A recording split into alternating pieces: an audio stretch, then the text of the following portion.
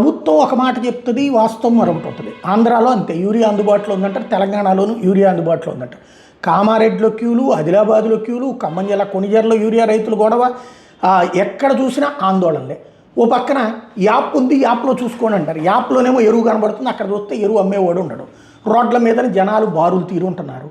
ఇక్కడ చివరికి రైతులు తిరగబడుతున్నటువంటి పరిస్థితి. రెండు తెలుగు రాష్ట్రాల్లో అంతకుముందు 10 ఏళ్లలో తెలంగాణలో లేనిది, 5 ఏళ్ళు మొన్న ఆంధ్రప్రదేశ్లో లేనిది అకస్మాత్తుగా ఎరువుల కొరత ఎందుకు వచ్చింది? కేంద్రం ఇవ్వడమేమో అంతకుముందు కంటే ఎక్కువ ఇస్తోంది, కానీ ఇక్కడ అందుబాటులో ఉండట్లేదు. అందుబాటులో ఉంచే విధానాల్ని గత ప్రభుత్వాలు పెట్టినవి వీళ్ళు ఎందుకు చేయట్లేదు? ఇది $1 మిలియన్ ప్రశ్న.